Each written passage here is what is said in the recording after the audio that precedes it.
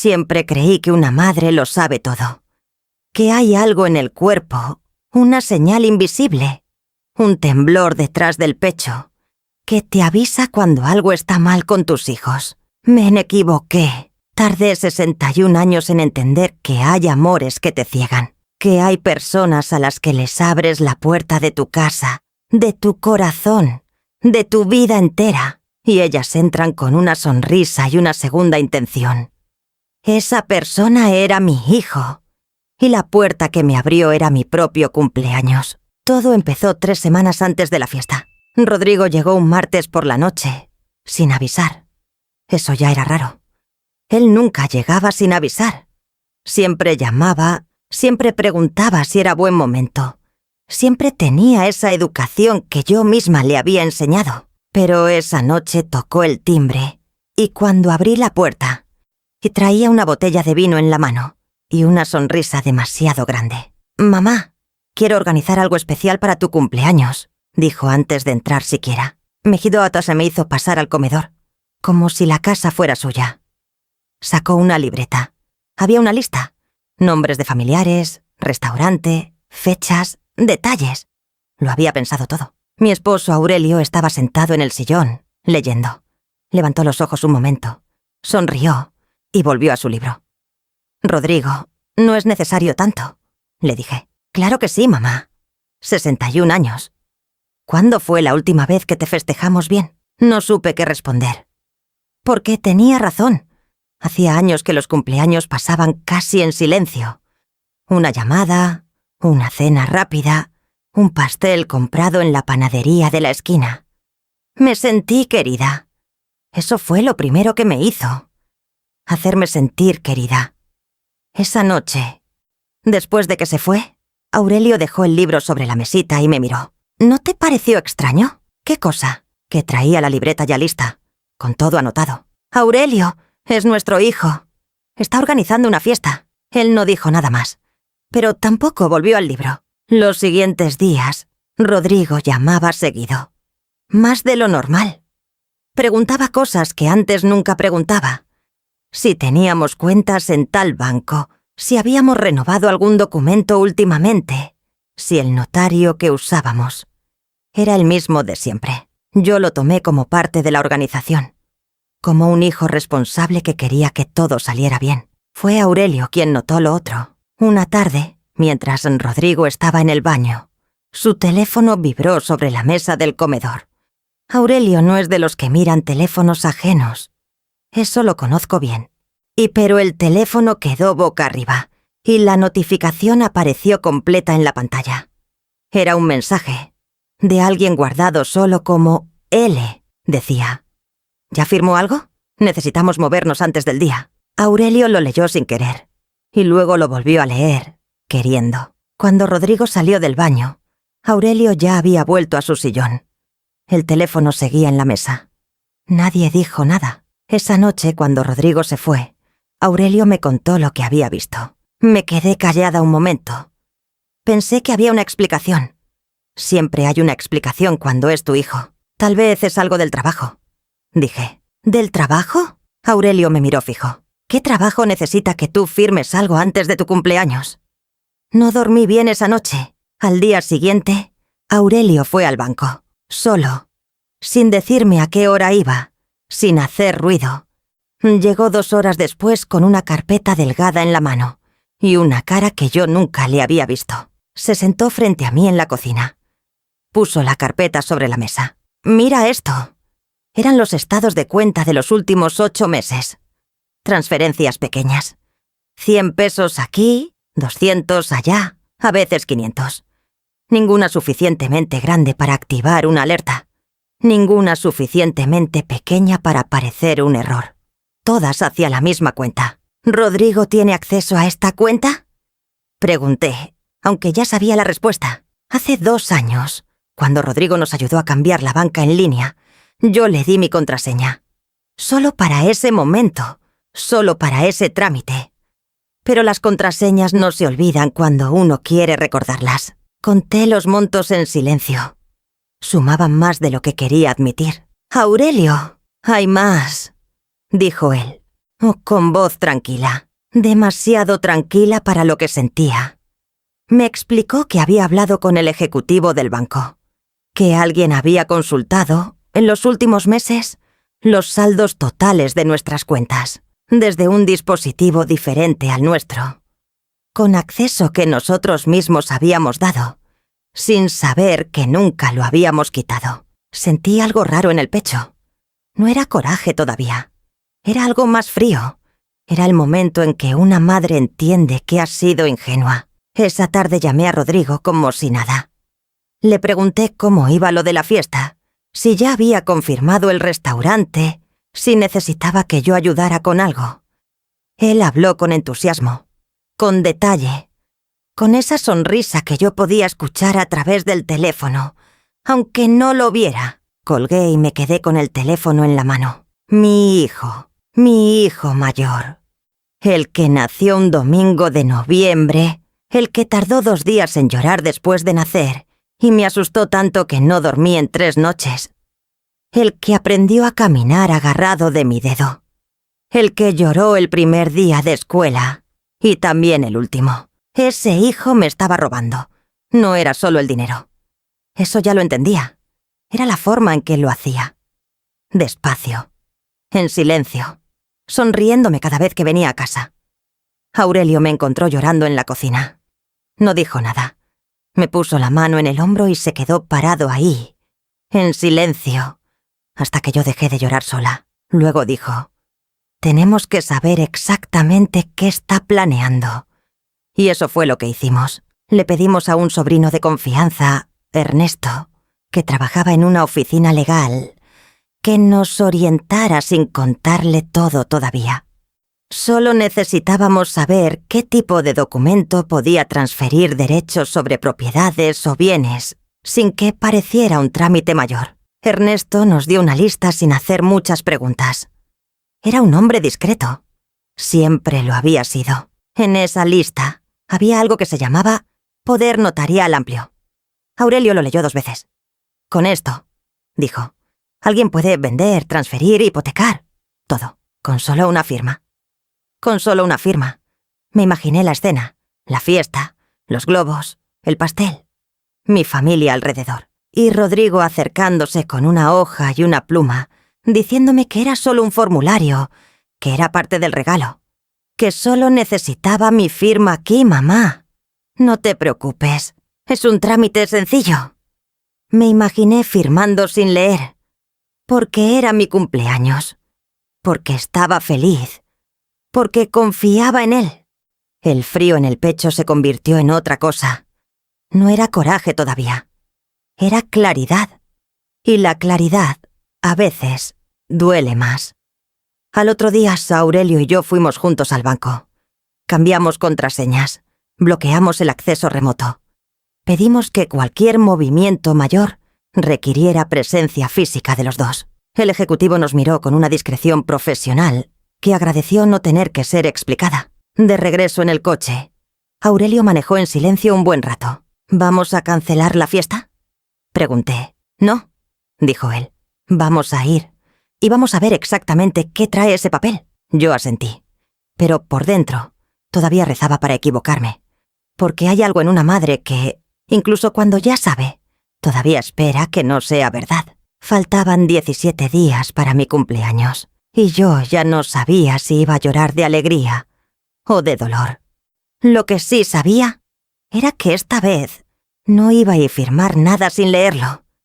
Y que si llegaba ese papel, no iba a temblar. Ibas a mirarlo a los ojos y a esperar que él me diera una razón, que yo pudiera creer. Esa noche, antes de dormir, Rodrigo me mandó un mensaje. Una foto de la decoración que había escogido para la fiesta. Flores blancas, mis favoritas, con un texto que decía: «Solo lo mejor para ti, mamá. Te lo mereces todo». Lo leí 3 veces. Luego apagué la pantalla y la puse boca abajo sobre la cama. Aurelio, desde su lado, preguntó en la oscuridad: «¿Quién era?». «Rodrigo», dije. Hubo un silencio. ¿Qué quería? No supe cómo responder eso con una sola palabra, porque lo que quería Rodrigo era mucho más de lo que yo estaba dispuesta a dar. Y lo que yo quería de Rodrigo Era algo que quizás ya no existía. Al día siguiente, Ernesto llamó. Había investigado un poco más. Sin que le pidiéramos, sin que supiéramos que lo ibas a hacer. Tía, dijo con una voz que me puso los pelos de punta. Hay algo que necesitan saber. Ernesto habló despacio, como si estuviera midiendo cada palabra antes de soltarla. Hice algunas consultas, dijo. Pregunté sin dar nombres, solo casos hipotéticos, y me dijeron algo que necesitan escuchar. Aurelio había puesto el teléfono en altavoz. Los dos estábamos sentados en la cocina, con el café frío frente a nosotros. Un poder notarial amplio, firmado voluntariamente, es casi imposible de anular después. Continuó Ernesto. A menos que puedas probar que hubo engaño en el momento de la firma. Y probar eso es difícil. Muy difícil. ¿Qué tipo de engaño?, preguntó Aurelio. ¿Que te dijeron que era otra cosa? ¿Que no te explicaron lo que estabas firmando? Que hubo manipulación. Pero necesitas evidencia. Testimonios, mensajes, algo concreto. Aurelio me miró. Yo pensé en el mensaje que había visto en el teléfono de Rodrigo. ¿Ya firmó algo? Necesitamos movernos antes del día. Ernesto, dije. ¿Quién podría estar detrás de algo así? ¿Rodrigo actuaría solo? Hubo una pausa breve. Generalmente no, dijo. Este tipo de esquemas casi siempre tiene a alguien más. Alguien que sabe de documentos, de trámites. Alguien que conoce los tiempos. Pensé en L. El contacto sin nombre en el teléfono de mi hijo. No dije nada todavía. Después de colgar, Aurelio y yo nos quedamos en silencio un momento. El reloj de la cocina marcaba las 10:15 de la mañana. Afuera, el vecino barría su banqueta como todos los días. El mundo seguía igual. Solo nosotros habíamos cambiado. Tenemos que saber quién es esa persona, dije. Sí, respondió Aurelio. Y tenemos que saberlo antes de la fiesta. Esa tarde tomé una decisión que me costó más de lo que esperaba. Llamé a Rodrigo, no para confrontarlo, no todavía, solo para escucharlo, para ver si en su voz había algo que yo pudiera reconocer. Una señal, una duda, algo que me dijera que todavía había algo del hijo que yo conocía dentro de ese hombre que me llamaba todos los días, con entusiasmo falso. Contestó al segundo timbre. «Mamá, justo estaba pensando en ti. ¿Ya decidiste si quieres que invitemos también a los vecinos de la colonia? ¿O solo familia?» «Solo familia», dije. «Rodrigo, ¿cómo estás tú? ¿Cómo van las cosas?» «Bien, mamá. Muy bien. Ocupado, pero... bien. ¿Y en el trabajo?» Una pausa pequeña. Casi imperceptible. «Bien también». «¿Por qué preguntas?» «Por nada. Solo quería saber cómo estás. A veces siento que hablamos mucho de la fiesta y poco de ti». Otro silencio. «Este más largo». «Estoy bien, mamá. No te preocupes por mí. Mejor preocúpate por estar guapa el día de tu cumpleaños». Se rió. Yo también me reí. Pero cuando colgué, me di cuenta de que en toda la conversación no me había preguntado nada sobre cómo estaba yo. Ni una sola vez. Ese detalle pequeño me dolió más que todo lo demás. Esa noche, mientras Aurelio dormía, yo me quedé despierta con el teléfono en la mano. Entré a la banca en línea con las nuevas contraseñas que habíamos creado. Revisé los movimientos otra vez. Esta vez con más calma, con más atención, y encontré algo que Aurelio no había visto. Entre las transferencias pequeñas, había 3 que eran diferentes. No por el monto, sino por la fecha. Las 3 habían ocurrido el mismo día. Un día que yo recordaba bien porque ese día Rodrigo había venido a casa y a ayudarnos a instalar un nuevo sistema de alarma. Había pasado 4 horas aquí, y mientras estaba aquí, alguien había hecho 3 transferencias desde nuestra cuenta. Sentí el estómago apretarse. No fue desde otro dispositivo. Fue desde el nuestro. Desde la tablet de la sala que usamos para ver recetas y leer noticias, y que ese día Rodrigo había necesitado, prestada un momento para buscar el manual del sistema de alarma. Solo un momento había sido suficiente. Guardé las capturas de pantalla en una carpeta nueva que nombré simplemente con la fecha de mi cumpleaños. A la mañana siguiente se lo mostré a Aurelio antes de que se levantara del todo. Él se sentó en la cama, con los lentes puestos torcidos, y revisó cada imagen 2 veces. Luego me miró. ¿Cuándo fue esto? El día que instaló la alarma. Aurelio no dijo nada por un momento. Luego se levantó, fue al baño, y cuando volvió tenía la cara lavada y los ojos completamente despiertos. «Vamos a ver a Ernesto hoy», dijo. Pero esta vez con todo. Esa mañana reunimos lo que teníamos. Los estados de cuenta marcados, las capturas de pantalla, las fechas, el recuerdo del mensaje en el teléfono. Nada era definitivo todavía, pero todo junto formaba una imagen que ya era difícil de ignorar. Ernesto nos recibió en su oficina a mediodía. Cerró la puerta con llave antes de sentarse. Escuchó todo sin interrumpir.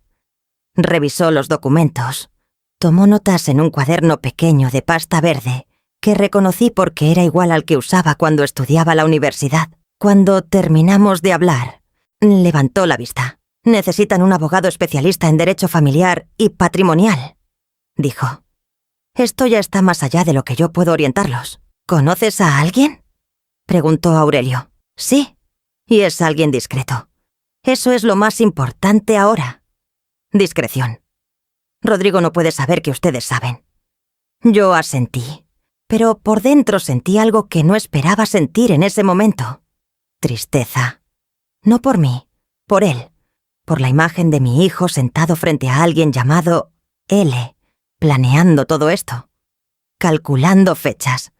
Eligiendo flores blancas porque sabía que eran mis favoritas. Usando lo que me conocía para hacerme daño. Eso era lo que más dolía. No que fuera un extraño, sino que me conocía. Esa tarde, de regreso a casa, pasamos frente a una panadería.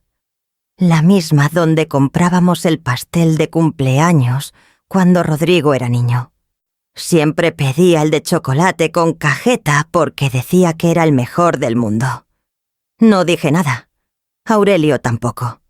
Pero los dos miramos la vitrina al pasar. Y los dos seguimos de largo. El abogado se llamaba Ferran. Un hombre de unos 50 años, voz pausada, oficina sin adornos innecesarios. Me gustó que no pusiera diplomas en la pared. Los que ponen demasiados diplomas, en mi experiencia, son los que más necesitan convencerte de que saben. Ferran escuchó todo desde el principio. Hizo preguntas precisas. No nos interrumpió para consolarnos ni para decirnos que todo estaría bien. Al final dijo, lo que tienen es suficiente para protegerse, pero no es suficiente todavía para actuar legalmente contra él. Necesitamos el documento. Necesitamos que intente presentarlo. ¿Quiere que esperemos a la fiesta?, pregunté. «Quiero que vayan a la fiesta», dijo. «Y quiero que cuando ese papel aparezca, lo reciban, lo lean completo y no firmen nada.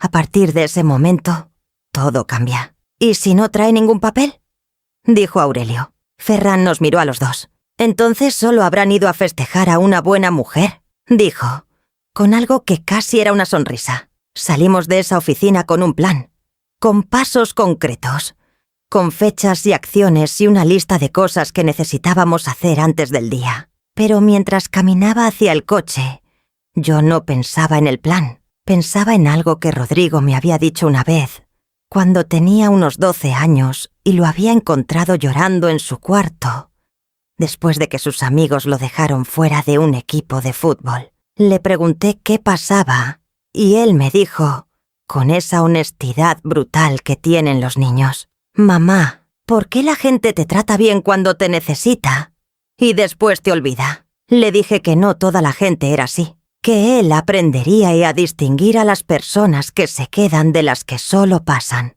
Nunca imaginé que tendría que aprender yo esa misma lección con él. Los días siguientes fueron extraños. Por fuera, todo seguía igual. Rodrigo llamaba. Mandaba fotos de la decoración, del menú, del pastel que había encargado. «Chocolate con cajeta», me dijo, porque recordaba que era el que más me gustaba. No era el que más me gustaba. Era el que más le gustaba a él, pero lo dejé creer que lo recordaba bien. Por dentro, Aurelio y yo trabajábamos en silencio. Organizamos documentos, hicimos copias de todo. Fuimos 2 veces más con Ferran. Cambiamos la forma en que estaban registradas 2 propiedades. Firmamos entre nosotros un acuerdo que Ferran redactó con cuidado. Nada de eso lo sabía Rodrigo. Y eso, pensé una noche mientras revisaba papeles en la mesa del comedor, era exactamente lo que él había hecho con nosotros durante meses. Actuar por debajo. En silencio, con una sonrisa encima. Faltaban 5 días para la fiesta cuando Aurelio encontró algo más. Había revisado con la ayuda de Ernesto las redes sociales de Rodrigo.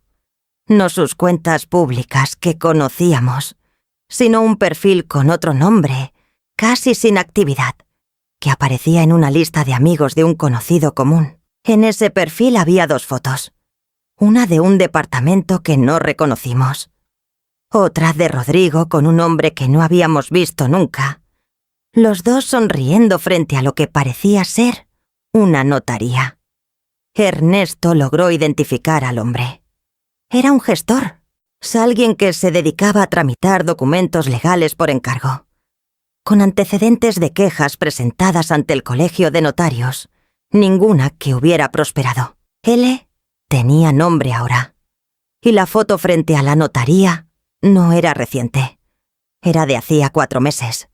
Lo habían planeado con tiempo, con calma, con paciencia, mientras yo le daba de cenar cuando venía los domingos, mientras Aurelio le prestaba herramientas del garage, mientras los 2 le preguntábamos por su vida, por su trabajo, por si comía bien. Esa noche no lloré, ya no me quedaban lágrimas para eso. Solo me quedaba una pregunta que no podía responder todavía. ¿Qué había pasado con mi hijo? ¿En qué momento se había convertido en esto? ¿Había sido siempre así y yo nunca lo vi? ¿O había algo, algún punto exacto en el tiempo, donde todo se había torcido? No lo sabía. Y eso, más que el engaño, más que el dinero, más que los papeles y las transferencias y la foto frente a la notaría, eso era lo que me quitaba el sueño. Faltaban 4 días. Y yo todavía era su madre. Eso no había cambiado. Pero lo que sí había cambiado, para siempre, era la forma en que lo miraba. El teléfono vibró sobre la mesa. Era Rodrigo. Un mensaje de voz. Lo escuché. Mamá, ya confirmé el restaurante. Todo está listo. Solo necesito que el sábado llegues 1 hora antes para ayudarme con una cosa pequeña. ¿Está bien? Puse el teléfono sobre la mesa. Una cosa pequeña. Supe exactamente lo que era esa cosa pequeña. Y supe también que el sábado, cuando me la pusiera enfrente, yo iba a estar lista. El sábado llegó como llegan las cosas que uno teme. Demasiado rápido y demasiado despacio al mismo tiempo. Me levanté temprano, y antes de que sonara la alarma, me quedé un momento en la cama mirando el techo, escuchando la respiración de Aurelio a mi lado. Él también estaba despierto. Lo sabía por la forma en que respiraba. Demasiado quieto, demasiado controlado. Ninguno de los 2 habló por un momento. Luego Aurelio estiró la mano y tomó la mía sobre las cobijas. Eso fue todo. No dijo nada. Yo tampoco.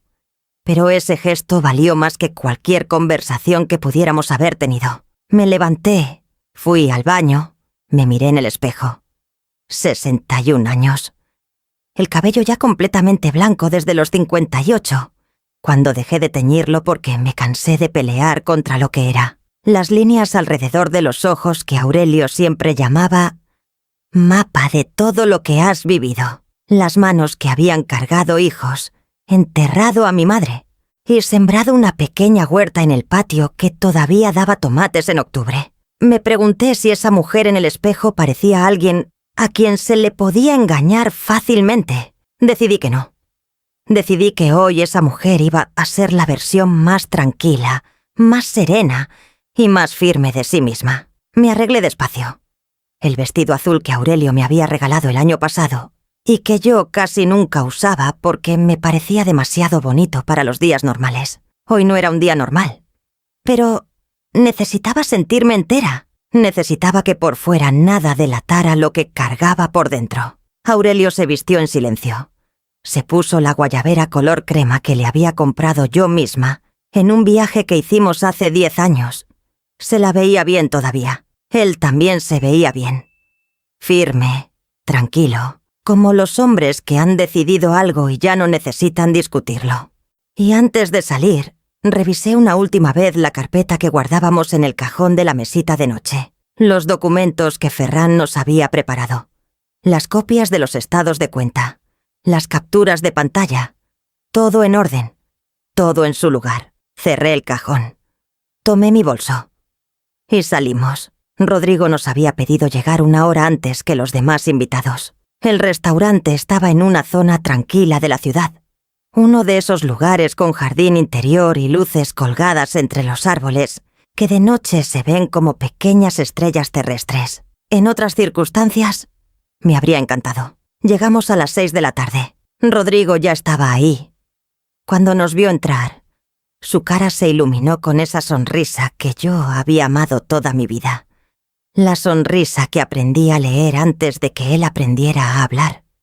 La que significaba que estaba contento, o que quería algo, y que durante décadas nunca supe distinguir cuál era cuál. «Mamá», se acercó y me abrazó fuerte. Olía a su colonia de siempre. Ese detalle pequeño casi me quebró. Me abracé a él un segundo más de lo necesario. Porque todavía era mi hijo. Eso no lo podía olvidar. No hoy.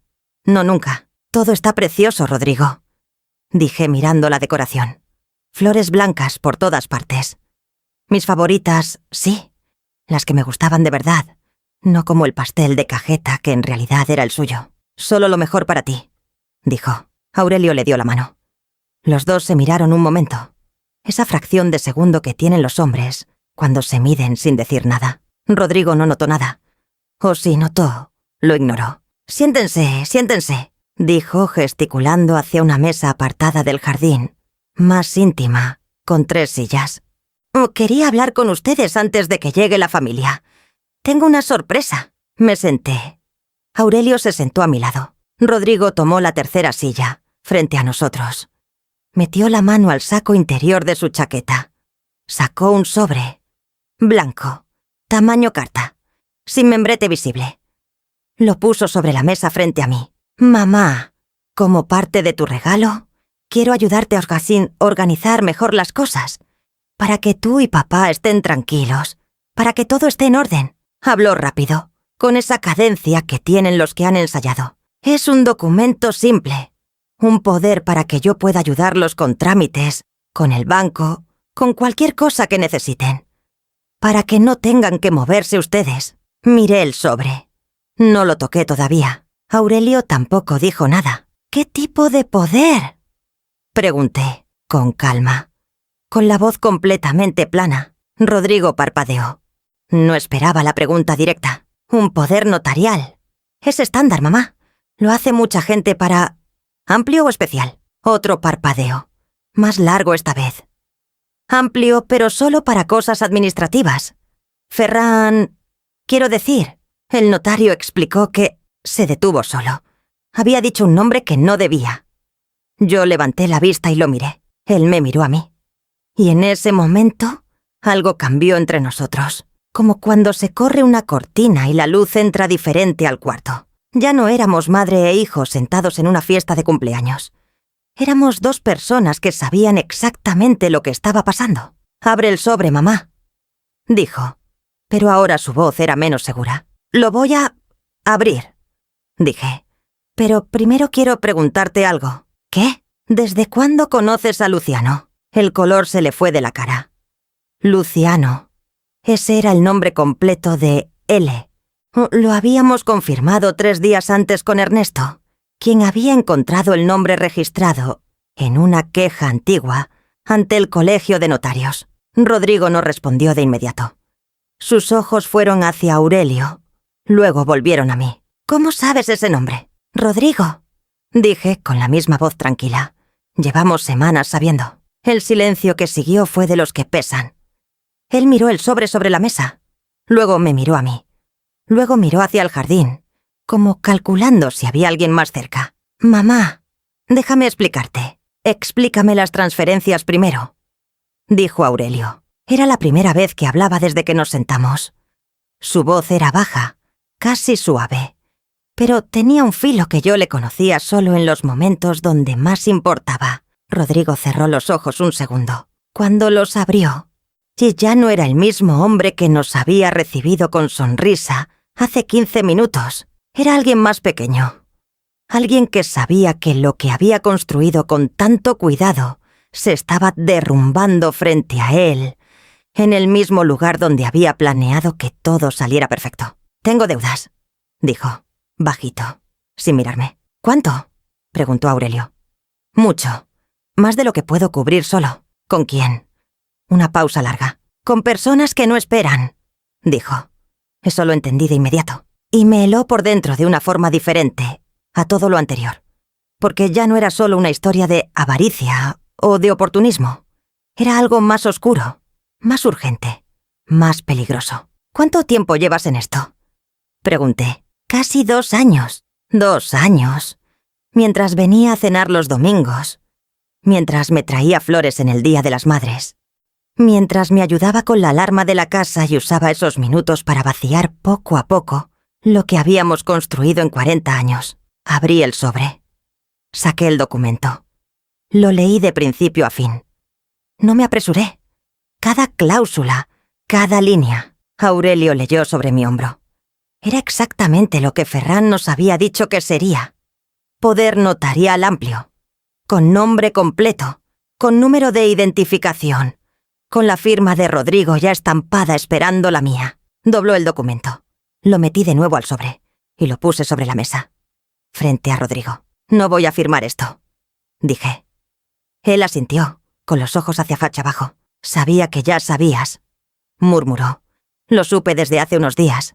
Papá me miró diferente cuando vine el martes». «¿Y aún así viniste con el papel?», dijo Aurelio. «Ya no tenía salida», dijo Rodrigo. «Luciano me dijo que si no conseguía esto esta semana, él iba a buscarlos directamente. A ustedes. Solo». Me quedé quieta un momento procesando eso. O sea que el plan no era solo de Rodrigo. Era también de Luciano. Y si Rodrigo fallaba, Luciano tenía su propio plan de contingencia. Eso cambiaba las cosas. «¿Dónde está Luciano ahora?», pregunté. «No sé. Esperando mi llamada, supongo». Saqué mi teléfono. Marqué a Ferran.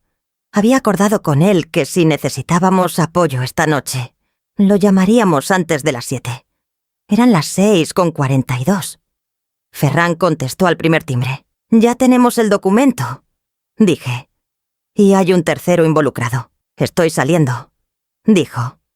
Colgué. Rodrigo nos miraba con una expresión que nunca le había visto. No era coraje, no era miedo exactamente. Era algo parecido a la vergüenza, pero más profundo. Como cuando alguien se ve de repente desde afuera y no le gusta lo que encuentra. «Mamá», dijo. «No», dije yo, porque sabía lo que iba a venir. Las disculpas, las explicaciones, el relato de cómo había llegado hasta aquí, todos los pequeños pasos equivocados que se acumulan hasta que uno ya no sabe cómo regresar. Tal vez todo eso era verdad. Tal vez había una historia detrás que yo no conocía. Tal vez había sufrimiento genuino, decisiones desesperadas, momentos en que se había sentido solo y sin opciones. Pero esta noche no era el momento para esa conversación. Esta noche necesitaba ser algo más que su madre. «Esta noche vas a decirme la verdad completa», dije. «Nombres, montos, fechas. Todo lo que Ferran y el abogado necesiten saber. Si haces eso, si cooperas, puede que tengas menos consecuencias. Si no lo haces, seguimos solos el proceso y tú te quedas del lado de Luciano». Rodrigo me miraba como si me viera por primera vez. «¿Quién eres tú?», dijo casi sin voz. «Soy tu madre», respondí, «que te quiere lo suficiente para no dejarte hundir más». En ese momento llegaron los primeros invitados. Mi hermana Consuelo entró por el jardín con su esposo, mirando las flores blancas con esa sonrisa cálida que tiene cuando algo le parece bonito. Detrás venían mis sobrinos, Luego mis amigas de toda la vida. La familia que Rodrigo había invitado, sin saber que esta noche iba a ser muy diferente a lo que había planeado. Me levanté, me arreglé el vestido azul, me acerqué a Consuelo y la abracé. «¡Feliz cumpleaños!», me dijo al oído. «¿Estás bien? Te ves diferente». «Estoy bien», dije. «Estoy muy bien». Y lo decía en serio. No porque todo estuviera resuelto. No porque el dolor hubiera desaparecido. Sino porque por primera vez en semanas estaba parada en el lugar correcto. Con los ojos abiertos. Con los documentos en orden. Con un hombre a mi lado que había tomado mi mano esa mañana sin necesitar palabras. Con mi propio nombre intacto. La fiesta continuó alrededor de nosotros. Las luces entre los árboles se encendieron cuando cayó la noche, pequeñas y cálidas como lo que habían prometido ser. Rodrigo se quedó en su silla un momento más. Luego se levantó, saludó a los invitados. Sonrió cuando le pedían fotos, pero cuando me miraba a mí, ya no había sonrisa. Solo algo que aprenderías a nombrar después. Mucho después. A las 8:30 llegó Ferran al restaurante. Nadie lo conocía. Pasó como un invitado más. Se acercó él hasta nuestra mesa. Saludó a Aurelio de mano. Me dio un beso en la mejilla como si fuera un amigo de años. ¿Listo?, me preguntó en voz baja. «Listo», dije. Rodrigo desde el otro lado del jardín nos vio hablar. Y supo. Lo vi en sus ojos desde lejos. Supo que esta noche no había salida. El pastel llegó a las 9, con velitas, con la familia cantando, con mi hermana filmando con el teléfono y mis sobrinos aplaudiendo. Soplé las velitas. Pedí un deseo. No pedí que todo volviera a ser como antes. Eso ya no era posible y yo lo sabía. Pedí tener la fuerza para lo que venía. Cuando terminé de soplar, Aurelio me tomó la mano por debajo de la mesa. Y Rodrigo, desde su lugar, me miraba con los ojos brillantes. No supe si era arrepentimiento o miedo. Tal vez las dos cosas. Tal vez ninguna. Lo que sí supe es que la conversación que necesitábamos tener estaba a punto de comenzar. Y que esta vez yo iba a hablar primero. Los invitados se fueron despacio, como se van siempre en las fiestas familiares. Con abrazos largos, con promesas de verse pronto, con los últimos pedazos de pastel envueltos en servilletas para llevar a casa. Consuelo fue la última en irse. Me abrazó fuerte en la entrada del restaurante y me susurró al oído. «Algo pasó esta noche. No sé qué, pero llámame cuando puedas». «Te llamo mañana», le dije. Me miró un momento, asintió y se fue. El jardín quedó casi vacío. Solo quedábamos nosotros 4. Aurelio, Rodrigo, Ferran y yo, más 2 meseros que recogían mesas en silencio en el fondo, demasiado lejos para escuchar nada. Ferran había pedido permiso al encargado del restaurante para quedarse un poco más en la mesa del jardín. Le dijo que éramos familia y que teníamos que hablar de algo importante. Y el encargado asintió sin preguntar. En esos lugares discretos, la gente aprende a no preguntar. Nos sentamos los 4 alrededor de la mesa donde horas antes había estado el pastel. Las luces entre los árboles seguían encendidas. Rodrigo tenía las manos entrelazadas sobre la mesa, la cabeza ligeramente inclinada. No era la postura de alguien que iba a pelear. Era la postura de alguien que ya había calculado que no tenía caso. Ferran puso su libreta sobre la mesa. Sacó una pluma. «Rodrigo», dijo con tono profesional pero sin dureza. «Lo que hablemos esta noche puede determinar mucho de lo que viene. No estoy aquí para juzgarte. Estoy aquí para entender qué pasó y qué opciones hay». Rodrigo levantó los ojos. Me miró a mí primero. Luego a Aurelio. Luego a Ferran. «¿Qué quieren saber?» «Todo», dijo Aurelio. Hubo un silencio breve. Rodrigo tomó aire y empezó a hablar. 2 años atrás, había tomado una decisión que él mismo describió como estúpida. Una inversión en un negocio que un conocido le había presentado como seguro. Retornos rápidos, poco riesgo, documentación que parecía sólida. Metió dinero propio primero, luego más. Luego, cuando los retornos tardaron en llegar, pidió prestado. El negocio era una fachada. Para cuando lo entendió, debía una cantidad que no podía pagar con su sueldo en años. ¿Cuánto?, preguntó Ferran. Rodrigo dijo una cifra. Aurelio cerró los ojos un momento. Yo me quedé mirando las luces entre los árboles. Era mucho dinero. Suficiente para entender el nivel de desesperación. Suficiente para entender, aunque no para justificar, cómo un hombre podía llegar a planear algo así contra sus propios padres. ¿Quién te presentó a Luciano?, preguntó Ferran. El mismo que me metió en la inversión. Cuando le dije que no tenía cómo pagar, apareció Luciano con una solución. ¿Qué tipo de solución? Rodrigo miró la mesa. Me dijo que si conseguía un poder notarial amplio de mis padres, él podía gestionar una operación con una propiedad, venderla rápido por debajo del mercado, liquidar la deuda y que yo nunca supiera quién había comprado, ni a qué precio real. ¿Y tú aceptaste?, dijo Aurelio. No era una pregunta. Era otra cosa. Era un padre que necesitaba escuchar a su hijo decir la palabra. Rodrigo tardó en responder. «Acepté», dijo al final. El jardín estaba completamente silencioso en ese momento.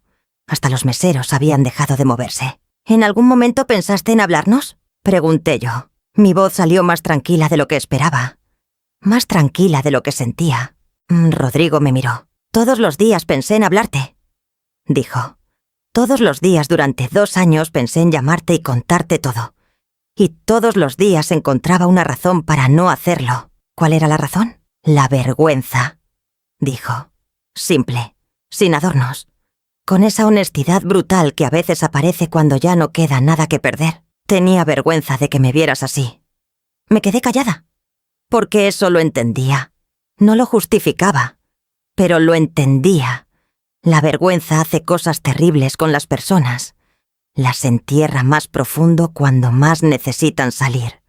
Las convierte en versiones de sí mismas que nunca planearon ser. Pero entender no era lo mismo que perdonar. Y esta noche no era la noche del perdón.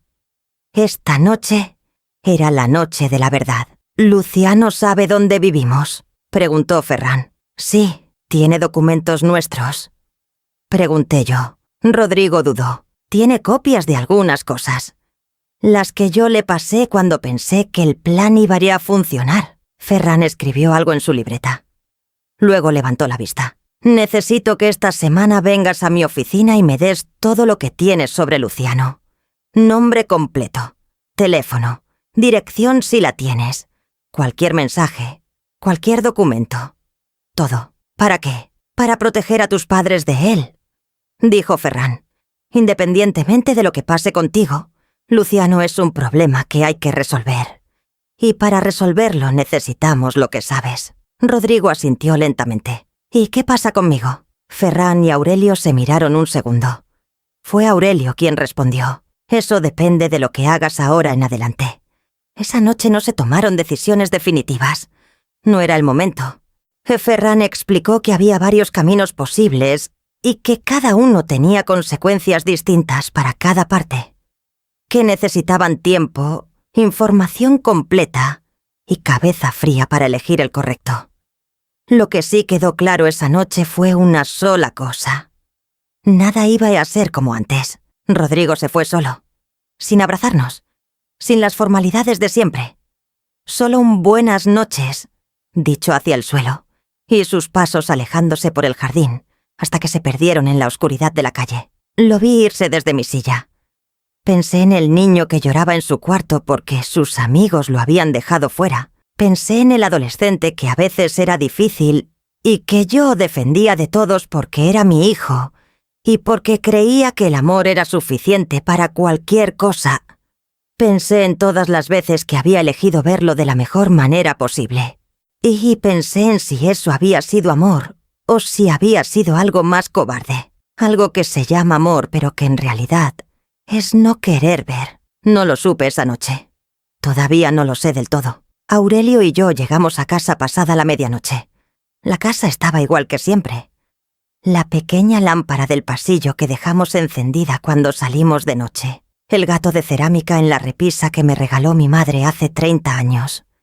El olor a madera y a café viejo que tienen las casas, que llevan décadas siendo habitadas por las mismas personas. Me quité los zapatos en la entrada. Me senté en el sillón sin encender más luces. Aurelio fue a la cocina. Escuché el sonido del agua. Volvió con 2 tazas de té que puso sobre la mesa de centro. Se sentó a mi lado.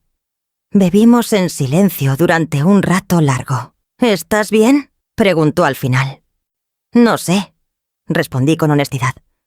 Todavía no sé cómo estoy. Está bien no saber todavía. ¿Tú cómo estás? Aurelio tardó un momento. Enojado, dijo. Muy enojado.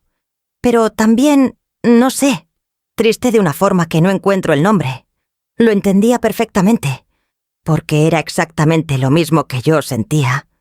Un enojo limpio y legítimo que convivía con una tristeza sin forma definida, como 2 ríos que corren paralelos sin mezclarse del todo. Ferran dice que el proceso puede ser largo, dije. Lo sé. ¿Estás preparado para eso? Aurelio me miró. Estoy preparado para lo que sea necesario, dijo. Contigo. Esa noche dormí. No bien, pero dormí. Y eso ya era algo. La semana siguiente fue de movimientos silenciosos y decisiones firmes. Rodrigo llegó a la oficina de Ferran el martes, como había prometido. Llegó solo, y con una carpeta y el teléfono desbloqueado. Pasó 2 horas ahí. Ferran nos llamó después para decir que la información era suficiente para presentar una denuncia formal contra Luciano. El miércoles fuimos Aurelio y yo a la fiscalía. Con Ferran. Con todos los documentos que habíamos reunido durante semanas. Las transferencias, las fechas, las capturas de pantalla, la foto frente a la notaría, los registros del acceso remoto a nuestra cuenta. El proceso fue frío y burocrático, como son siempre estas cosas. Formularios, sellos, ventanillas, una funcionaria que tecleaba sin mirarnos. Pero al final salimos con un número de expediente y una cita para la semana siguiente. Era poco. Era el comienzo, pero era real. El jueves llamé a Consuelo. Le conté todo. Hubo un silencio largo del otro lado del teléfono. Luego escuché que respiraba profundo. ¿Cuándo lo supiste? Hace casi un mes. ¿Y cargaste esto sola todo ese tiempo? Con Aurelio. Dije. Debiste decirme. Dijo, y en su voz había algo que era mitad reproche y mitad dolor genuino. Soy tu hermana. Lo sé, pero necesitaba entenderlo yo primero antes de contárselo a alguien más. Consuelo no dijo nada por un momento. ¿Cómo estás? Rara. Dije. Estoy rara. Como cuando te quitas un peso enorme y el cuerpo todavía no sabe cómo moverse sin él. Eso es porque lo cargaste demasiado tiempo. Sí, Rodrigo sabe que presentaste la denuncia. Todavía no. Ferran dice que es mejor que no lo sepa hasta que el proceso esté más avanzado. ¿Y si lo busca Luciano mientras tanto? Era la pregunta que yo también me hacía. Ferran está gestionando algo para protegerlo también, dije. Dentro de lo posible. Consuelo soltó el aire lentamente.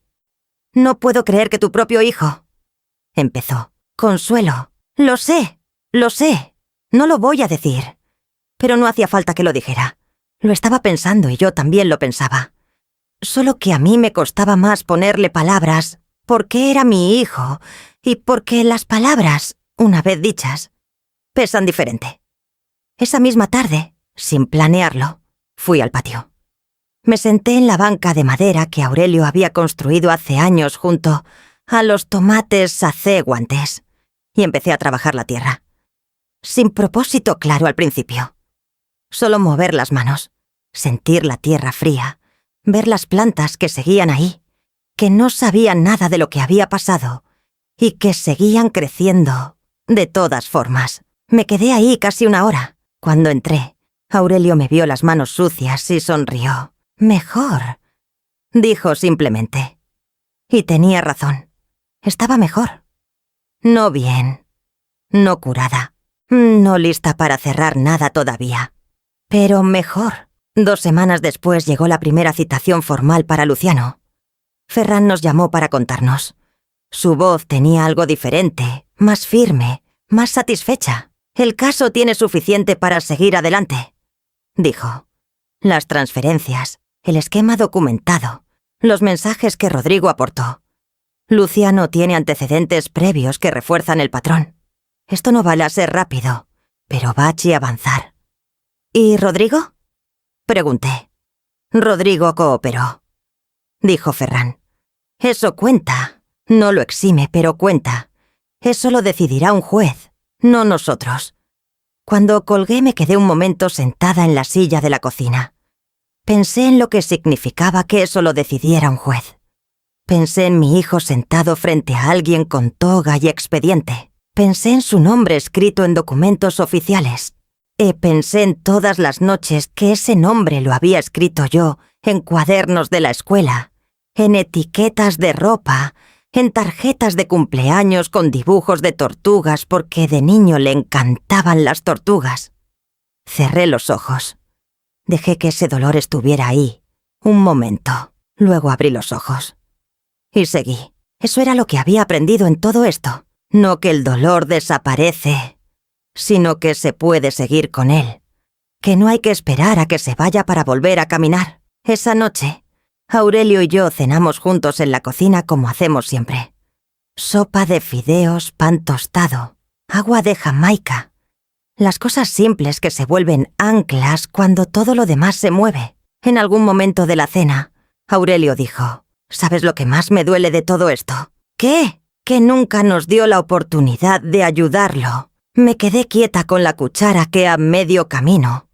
2 años cargando esa deuda, continuó. 2 años pudiendo haber venido y decirnos: hijo, estoy en un problema. Y nosotros, ¿qué hubiéramos hecho? Ayudarlo, dije. Exacto, lo hubiéramos ayudado. No sin consecuencias, no sin conversaciones difíciles, pero lo hubiéramos ayudado, porque es nuestro hijo. No dije nada. Y él lo sabía, dijo Aurelio. Lo sabía y aún así eligió esto. Eso era lo que no tenía respuesta fácil. Porque sí, lo sabía. Me conocía lo suficiente para saber que mis flores favoritas eran las blancas. Me conocía lo suficiente para poner mis gustos en la decoración de la fiesta. Me conocía lo suficiente para calcular cuándo bajaría la guardia.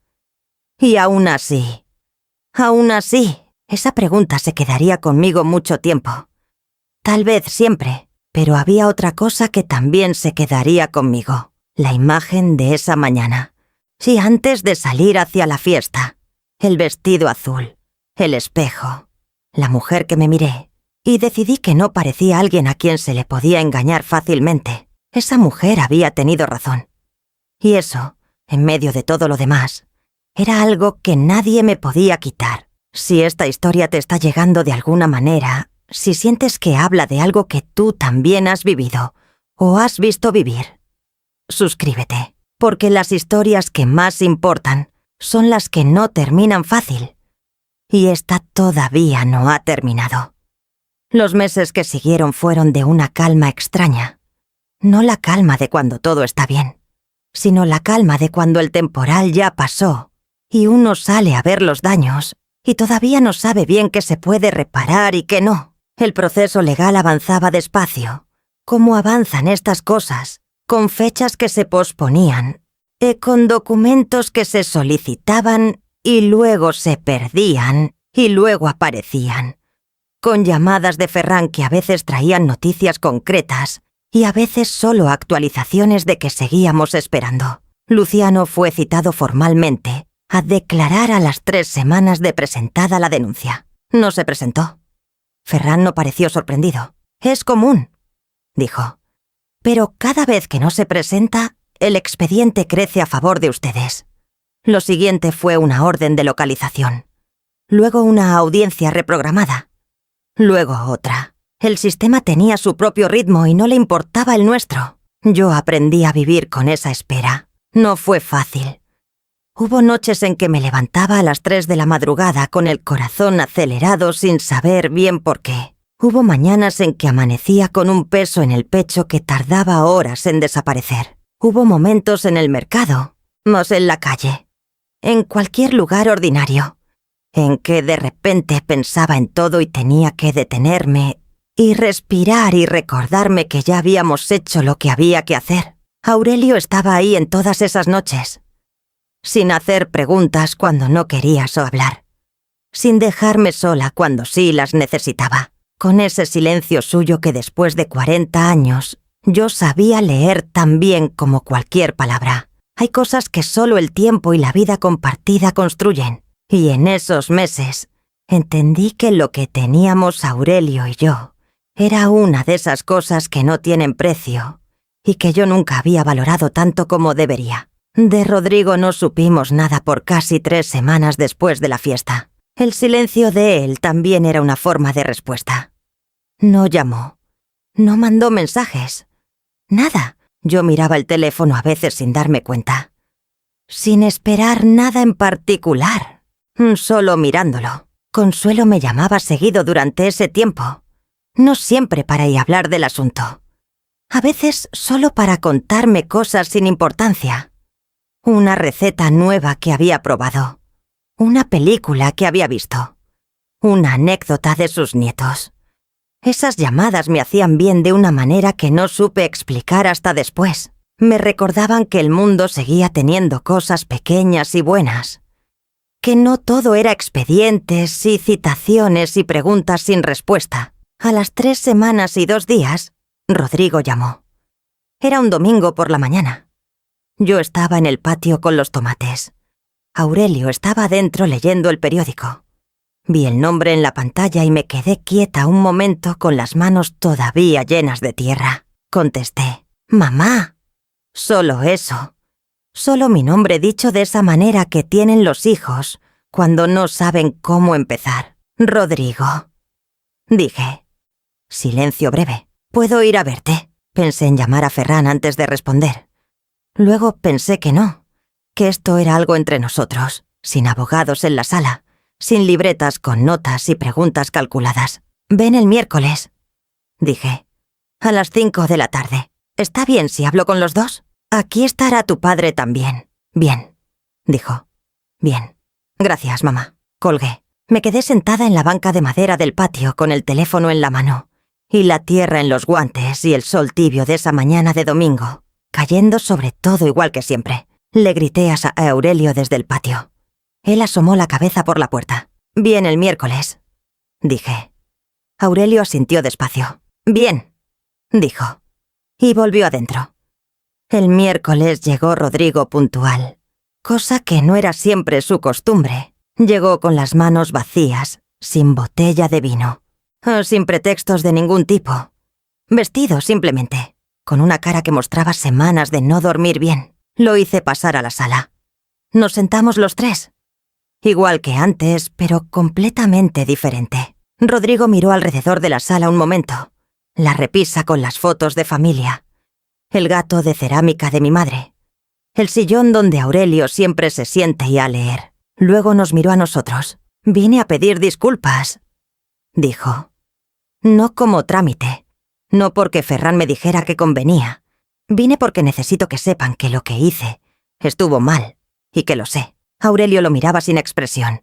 Yo lo miraba igual. «Lo que hice estuvo mal», repitió, como si necesitara decirlo 2 veces para que pesara lo suficiente. «Les mentí, les robé. Usé su confianza como herramienta, y lo hice durante meses mientras venía aquí a cenar y a reírme con ustedes. Y no hay manera de explicar eso que lo haga menos grave. Lo sé». Nadie habló por un momento. Luego dije, «¿Qué quieres que hagamos con eso, Rodrigo?» Él me miró. «Nada», dijo. «No quiero nada. Solo quería que lo supieran de mi boca, sin abogados, sin documentos, solo yo diciéndolo». «Ya lo sabíamos», dijo Aurelio. «Lo sé. Pero hay diferencia entre saber que alguien lo hizo y escucharlo reconocerlo». Aurelio asintió lentamente. Eso era cierto. «¿Cómo vas con la deuda?», pregunté. Rodrigo exhaló. «Estoy negociando. Con ayuda de Ferran, que tuvo la paciencia de orientarme aunque yo fuera el problema. Hay un plan de pago. Largo, pero posible. Voy a tener que vender el coche. Voy a tener que cambiarme a un departamento más pequeño. Pero es mi problema y lo voy a resolver. ¿Y Luciano? Luciano ya no me contacta», dijo. Desde que supo que había cooperado con la denuncia, desapareció. Ferran dice que eso también lo perjudica a Sael legalmente. ¿Tienes miedo de lo que puedas hacer? Rodrigo pensó un momento. Sí, admitió. Pero más miedo le tengo a seguir siendo la persona que fui estos 2 años. Eso me detuvo. No porque fuera la respuesta perfecta, no porque de repente todo estuviera bien, sino porque era verdad. Lo escuché en su voz, y era verdad. Rodrigo, dije, lo que pasó no se borra. El proceso legal sigue su curso y eso no lo podemos ni queremos detener. Lo que Luciano hizo tiene que tener consecuencias, y lo que tú hiciste también. Él asintió sin apartar los ojos de mí. Pero, ¿lo que me importe a mí? Continué. Oh, y aquí tuve que detenerme un segundo, porque las palabras que iban a venir eran las más difíciles que había dicho en mucho tiempo. No es el dinero. No son las propiedades.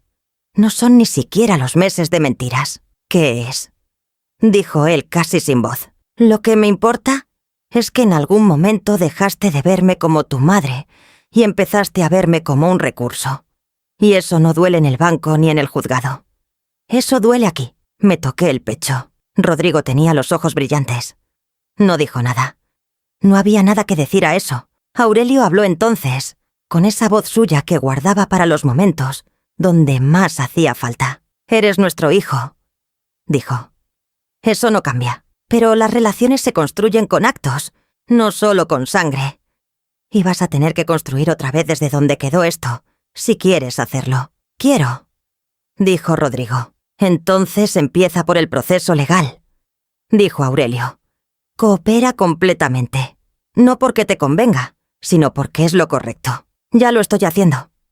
Sigue haciéndolo. Rodrigo se quedó otra media hora con nosotros. No fue una conversación fácil ni cálida. No hubo abrazos al final ni promesas grandes.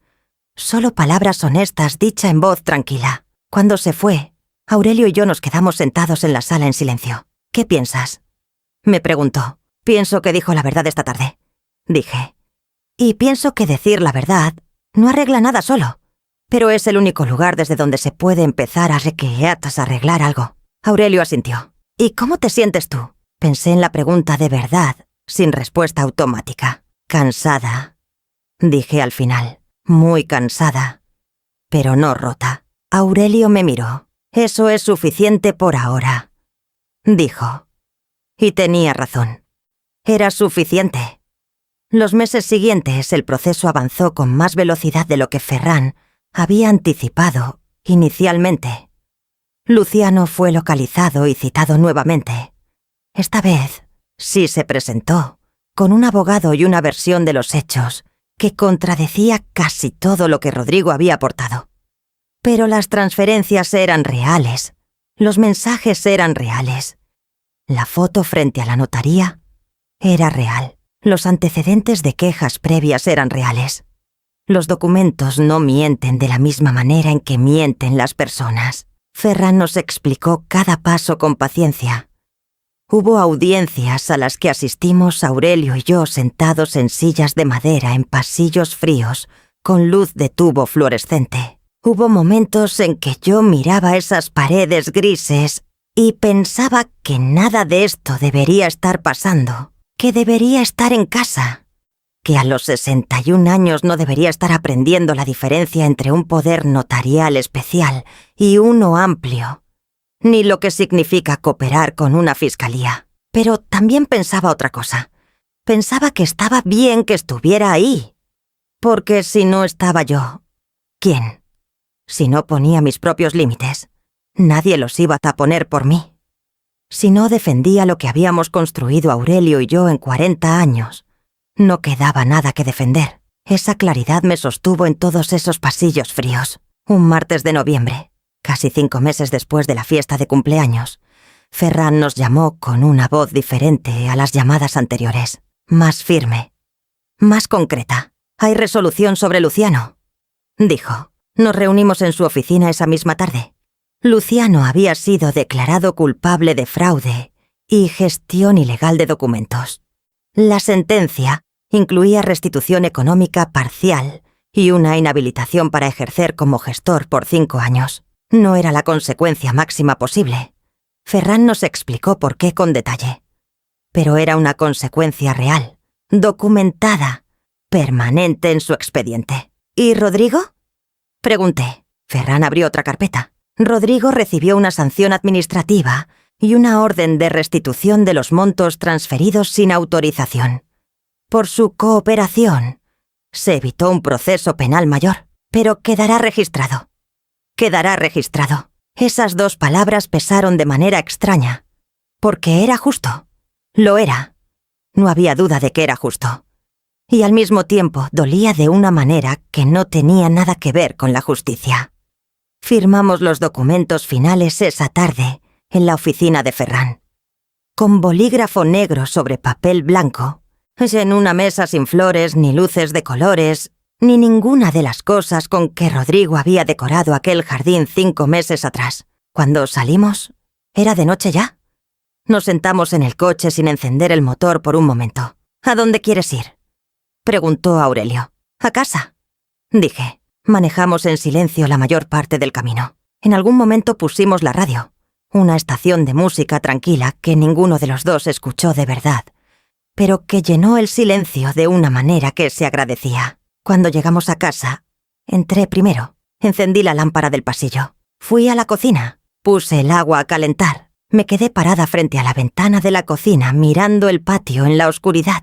Los tomateros que ya no daban fruto en esta época, pero que seguían ahí, con sus ramas secas esperando la siguiente temporada. Pensé en mi madre. En ella también había tenido sus propios dolores de familia que nunca contó del todo. Sus propios silencios que yo de niña no entendía y que de adulta interpreté de distintas maneras según la edad que tenía. Me pregunté qué me habría dicho ella esta noche.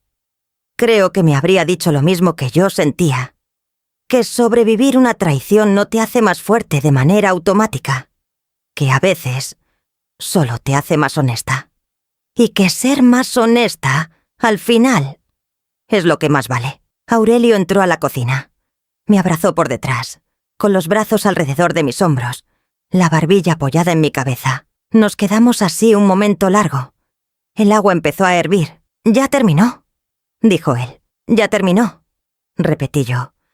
Aunque los dos sabíamos que no era del todo cierto, que las cosas como esta no terminan con una firma en una oficina, o que seguirían llegando en momentos inesperados, en sueños, en conversaciones que empiezan por otro lado, y llegan ahí, sin avisar. Pero sí había terminado algo. Había terminado la incertidumbre, el no saber, el esperar. Eso era suficiente para esta noche. Le serví el té a Aurelio. Me serví el mío. Nos sentamos a la mesa de la cocina como llevábamos décadas haciéndolo. Y hablamos. De cosas pequeñas, de lo que haríamos el fin de semana, de si era buena idea renovar la banca del patio antes de que llegara el frío, de una serie que Consuelo nos había recomendado y que ninguno de los dos había visto todavía. De todo y de nada, como 2 personas que se conocen tan bien, que no necesitan llenar el silencio con las cosas grandes para saber que están bien.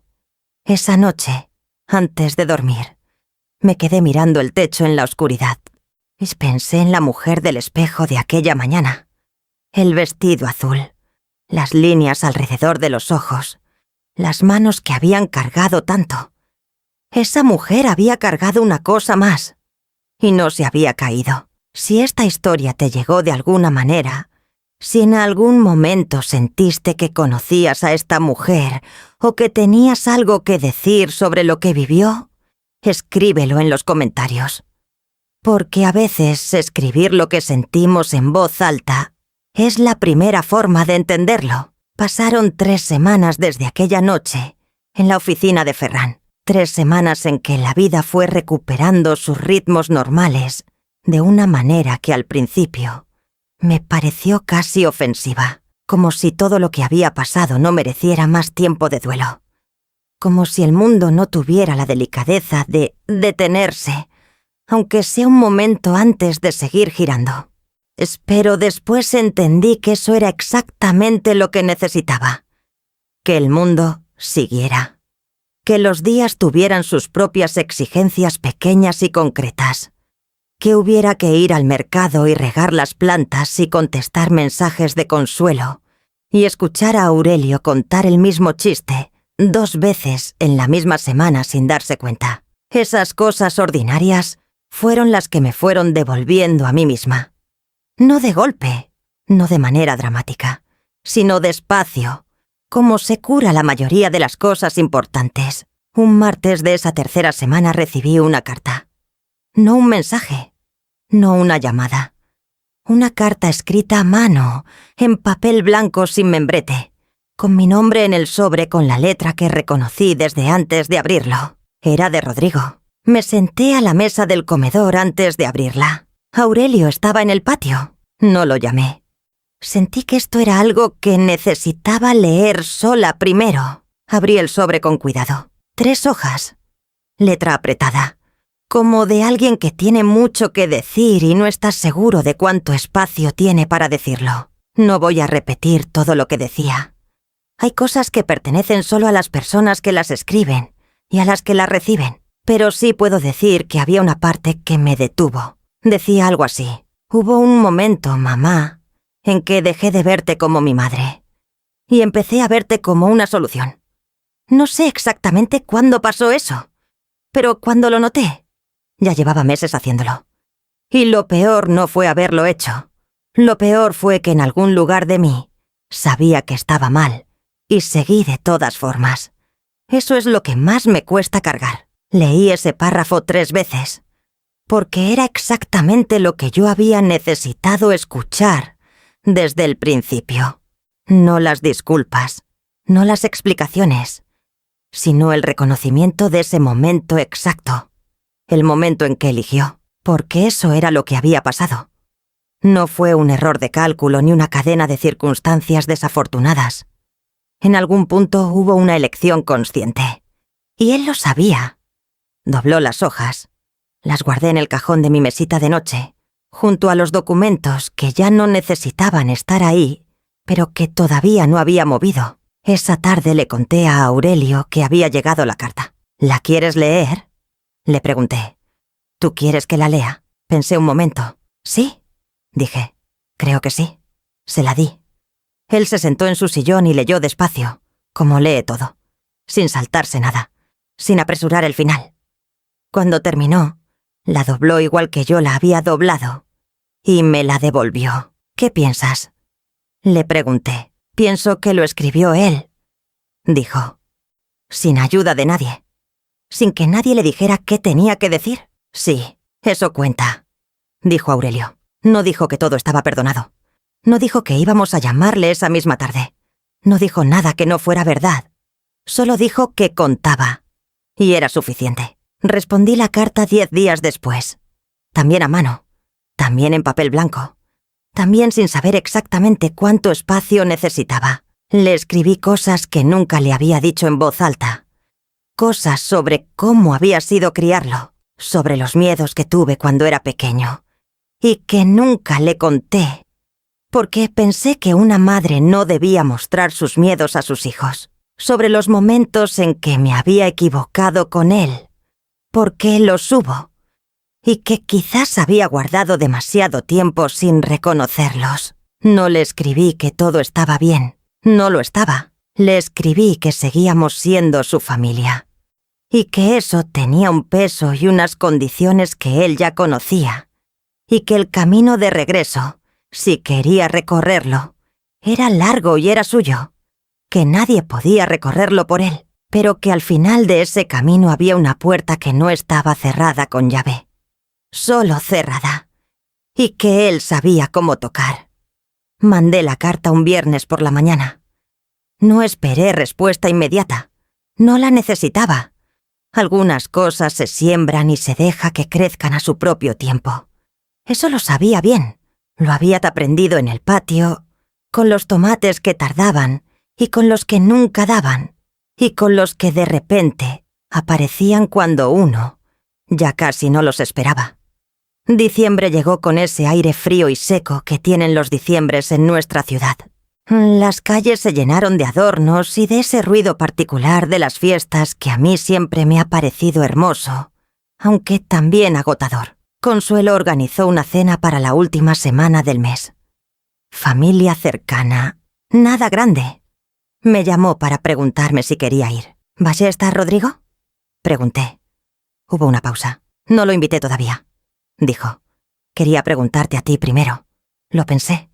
Invítalo, dije. ¿Estás segura? No completamente, respondí con honestidad. Pero sí. Consuelo se quedó callada un momento. Eres la mujer más complicada y más admirable que conozco, dijo al final. Solo soy su madre, dije. Eso es lo más complicado y lo más admirable que existe. Me reí. La primera risa genuina en mucho tiempo. De esas que salen sin aviso y que se sienten como aire fresco. La cena de Consuelo fue tranquila. Rodrigo llegó puntual. Igual que había llegado ahí nuestra casa aquel miércoles de la conversación difícil. Con las manos vacías. Con esa cara de alguien que no sabe bien cómo moverse en un espacio que antes conocía perfectamente. Me saludó de beso en la mejilla. Yo lo dejé. Saludó a Aurelio de mano.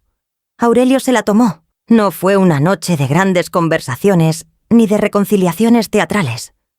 Fue una noche de cena y de ruido familiar, y de niños corriendo por el pasillo, y de Consuelo quemando levemente el arroz como hace siempre, y riendo de ella misma antes de que alguien lo notara. Rodrigo se sentó al otro extremo de la mesa. A veces lo miraba sin querer. A veces él me miraba a mí. Ninguno de los dos sonreía de la misma manera que antes, pero ninguno de los dos se levantaba y se iba tampoco. Eso también era algo. Al final de la noche, cuando nos despedíamos en la puerta, Rodrigo se acercó a mí. «Gracias por dejar que viniera», dijo. «Es la casa de tu tía», dije.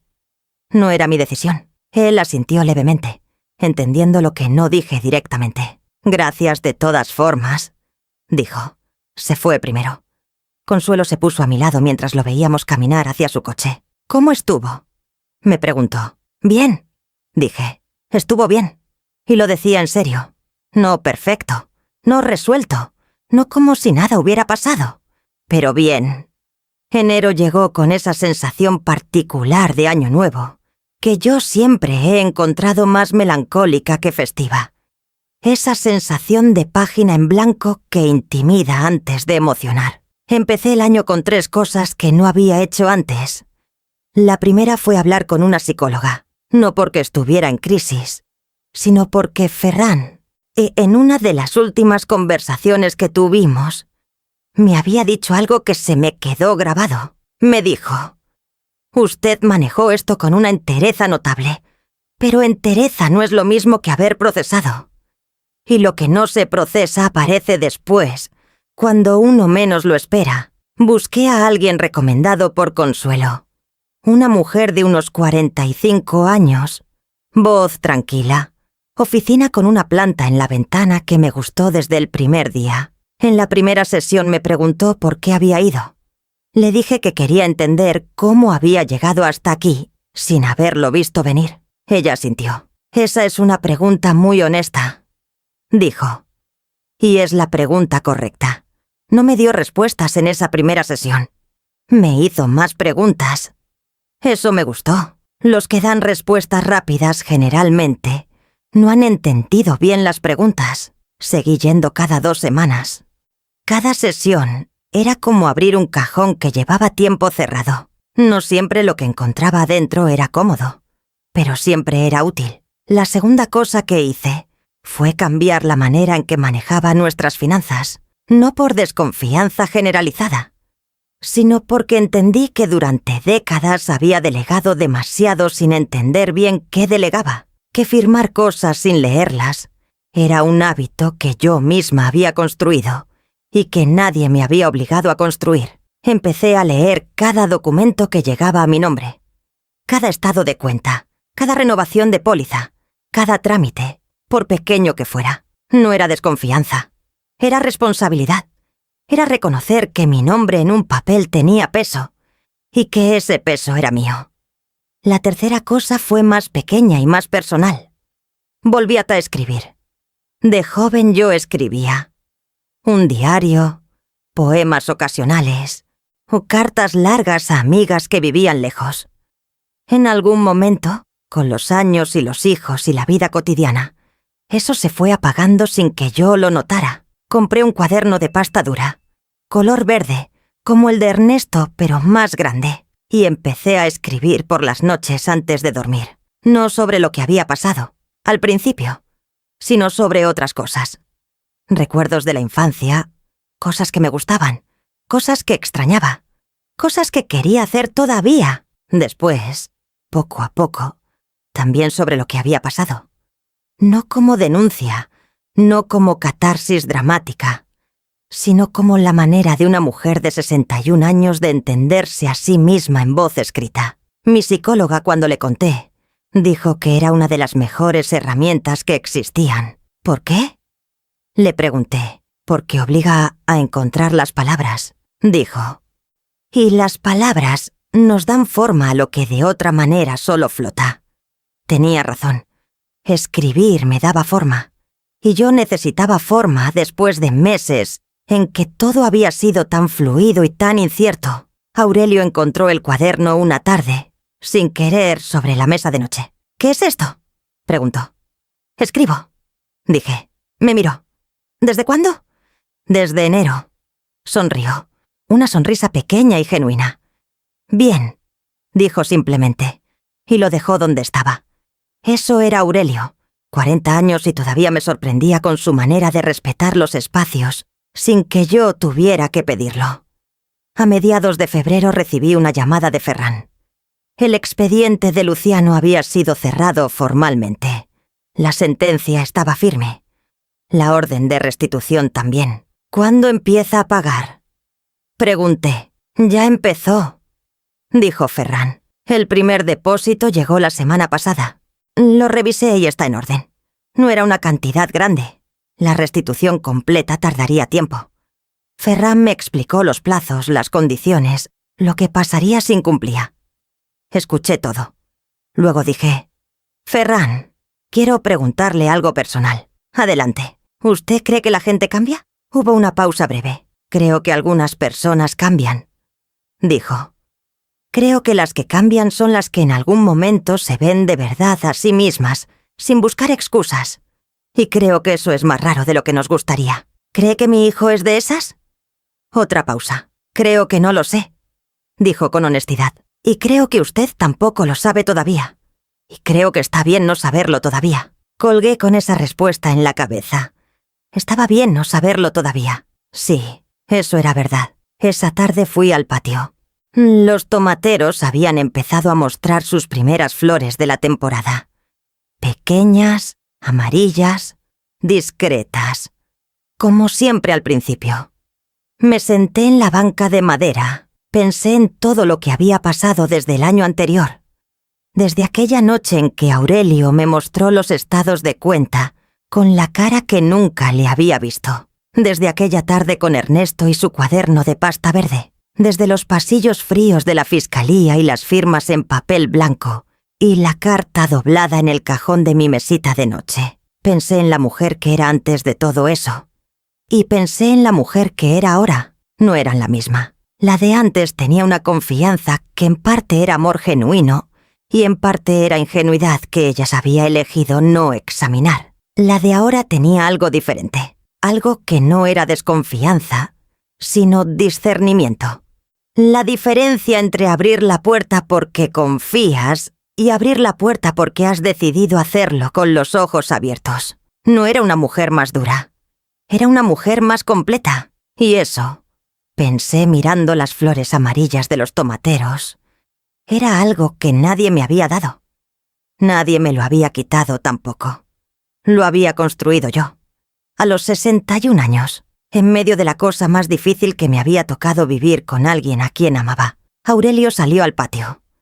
Traía 2 tazas de café. Las puso sobre la banca. Se sentó a mi lado. Miramos los tomateros en silencio un momento. ¿En qué piensas?, preguntó. en que este año van a dar buenos tomates, dije. Él se rió. ¿Solo en eso? En varias cosas, admití. Pero empiezo por los tomates. Tomó su café. Yo tomé el mío. El sol de esa tarde caía tibio y directo sobre el patio, sobre las plantas, sobre nuestras manos alrededor de las tazas. No había nada extraordinario en ese momento. Y precisamente por eso era exactamente lo que necesitaba. Hay dolores que te cambian para mal, te hacen más pequeño, más cerrado, más desconfiado de todo y de todos. Y hay dolores que, si los trabajas, si no los evades, si no los exageras, si los miras de frente, el tiempo suficiente, te hacen más verdadero. Este fue de los segundos. No porque fuera justo que pasara, no lo fue. No porque el daño no fuera real, lo fue, sino porque yo decidí que no iba a dejar que me definiera solo por lo que me había costado, sino también por lo que había aprendido, por lo que había defendido, por la manera en que había caminado hacia adelante, cuando todo en mí quería quedarse quieta y llorar. 61 años, con todo lo que eso cargaba, y con todo lo que todavía me quedaba por vivir. Esa noche, antes de dormir, abrí el cuaderno verde. Escribí una sola línea. El amor que no se examina no es amor, es costumbre. Y las costumbres, a veces, cuestan muy caro. Cerré el cuaderno, apagué la luz y dormí, bien, esta vez, profundo y sin interrupciones, como no había dormido en casi un año, como duerme alguien que ha terminado algo que necesitaba terminar, y que sabe, aunque todavía no pueda ver exactamente cómo, que lo que viene después va a ser distinto. No fácil, no perfecto, pero distinto. Y eso, a los 61 años, después de todo lo que había pasado, era suficiente. Era más que suficiente.